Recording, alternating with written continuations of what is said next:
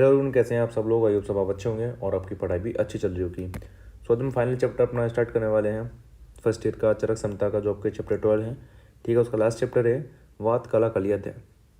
तो जिन्होंने पुराने लेक्चर नहीं देखे हैं, ठीक है, कोर्स नहीं दिखा है, तो आप हमारे ऐप BMS मेडको पर जाकर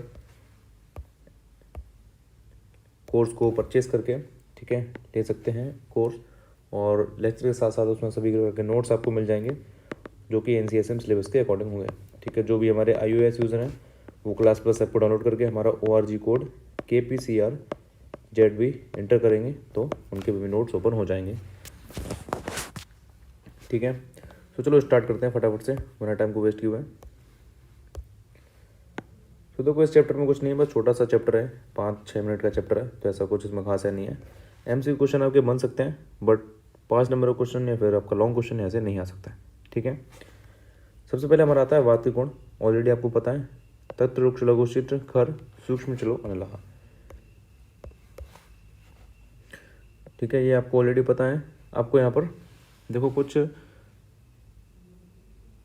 दो आपके यहाँ पर एक्स्ट्रा बता रखे हैं। ठीक है, एक आपका विशद और एक आपका दारुड़, ये दो एक्स्ट्रा है जो वात त्रिकोण चैप्टर में बता रखे हैं। ठीक है, तो आपको ट्रिक याद रखनी है, विष दारू। ठीक है, विष से आपका विशद और दारू से आपका दारुण। विष दारू या फिर दारू में विष होता है। ठीक है, और ये कुश वैद्य के अनुसार है। आपसे पूछा जा सकता है MCQ कि कुश वैद्य के अनुसार वात के कौन कौन से गुण हैं। रुक्ष लघु, खर दारुण, विशद दारूढ़ या फिर दारुण शीत, ऐसे करके पूछा जा सकता है। ठीक है, अब देखो हमारा आता है वात कोप के कारण। तो वात गुणों से युक्त आहार द्रव्यों को निरंतर और अधिक मात्रा में सेवन करने से वात कुपित हो जाता है। ठीक है, आप पढ़ते आ रहे हो। ठीक है, ये सिंपल सा सामान्यकरण क्या होंगे, जो मेरा वात है उसके जस्ट अपोजिट गुण वाला है जो भी हम आहार विहार है, ठीक है, जो भी औषध देंगे वो हमारा उसका शमन करेगा। अब देखो आता है प्राकृतिक वात के शरीर में कर्म क्या है। ठीक है, बॉडी के अंदर हमारा जो वात है वो क्या क्या कर्म करता है। तो आपको श्लोक याद होना चाहिए, उत्साहो उच्छ्वास निश्वास चेष्टा वेग परिवर्तने सम्यक अत्याचार धातु नाम अक्षराम पाठवंच है। ठीक है, तो भाई बता रहे हैं यहाँ पर जो हमारा वायु है आपके समस्त अंगों को धारण करता है। ठीक है, शरीर में आपका प्राण उदान समान व्यान अपान रूप से क्रियाएं करता है। इसके अलावा जो हमारा वायु है वो चेष्टाओं और क्रियाओं का परिवर्तक है। ये हमारा वायु के बारे में बताया गया है। अब देखो उसके 5 टाइप होते हैं, प्राण उदान समान व्यान और अपान। पुष वा प्राण उदान व्यान समान व्यान और अपान। प्राण वायु क्या करता है, हमारा हृदय मुख नासिका में रहकर श्वास कार्य को करता है। उदान वायु वाक का उच्चारण करता है। समान वायु क्या करता है, हमारा जठराग्नि के पास रहता है, पाचन क्रम और जठराग्नि को तेज करता है। इसके अलावा व्यान वायु हमारा क्या है, धातुओं को वहन एवं शरीर का संधान करता है, जोड़ने का काम करता है। और अपान वायु जो है हमारा वो मलों को बाहर निकालता है। ठीक है, ये हमारे प्राकृतिक कर्म है बॉडी के अंदर।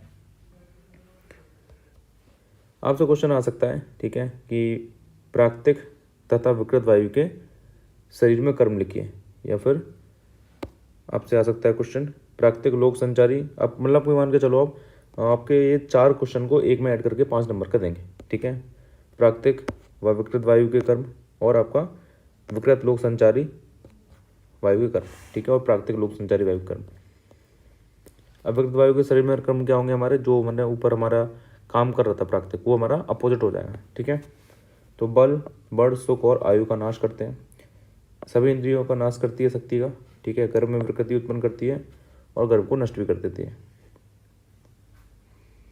मन में भय शोक उत्पन्न करती है और प्राण को भी नष्ट करती है। ये हमारा विकृत वायु के कर्म है। इसका हमारा है प्राकृतिक लोक संचारी वायु। और जो हमारा धरती पे है या हमारा वायुमंडल के अंदर है, एटमॉस्फेयर में, उसमें हमारा क्या कर्म होता है, तो पृथ्वी को धारण करती है और अग्नि को जलाती है। ठीक है, सूर्य चंद्रमा नक्षत्र और ग्रह को अपनी अपनी गतियों के अनुसार चलाती है, जल बरसाती है और नदियों को उचित रूप में बहाती है, फूलों व फलों में यथा समय उत्पन्न करती है और ऋतुओं को डिवाइडेशन करती है। तो ये इंपॉर्टेंट 5 पॉइंट। ठीक है, बाकी काफ़ी सारे लिख रखे हैं बुक में, आप उसे पढ़ सकते हो, पर आपको लिख के इतना ही आना। ठीक है, हमारा आता है विकृत लोक संचार वायु, यानी कि अब जो हमारी विकृत हो जाती है, कभी जैसे आंधी वगैरह आ जाती है। ठीक है, तो वैसे में क्या होता है, हमारा पर्वतों को चोटियों को तोड़ फोड़ देना, वृक्षों को उखाड़ देना, भूकंप लाना, धूल भरी आंधी आना और नदियों की धारा को उल्टा पाना, ये हमारा वायु के कर्म होते हैं।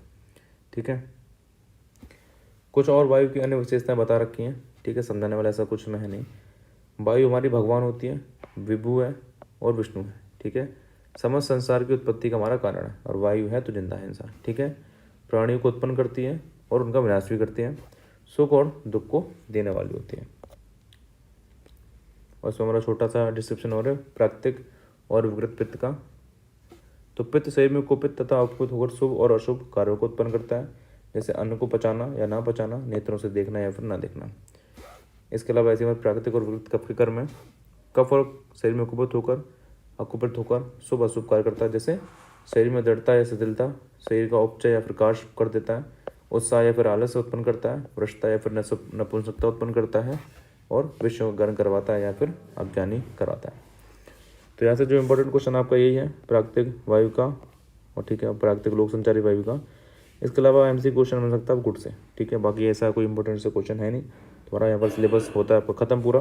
कोई भी डाउट हो आपको तो आप मेरे से कॉन्टेक्ट कर सकते हो। ठीक है, नंबर है आपका 8532059749। ठीक है, तो चलिए गाइस, ऑल द बेस्ट।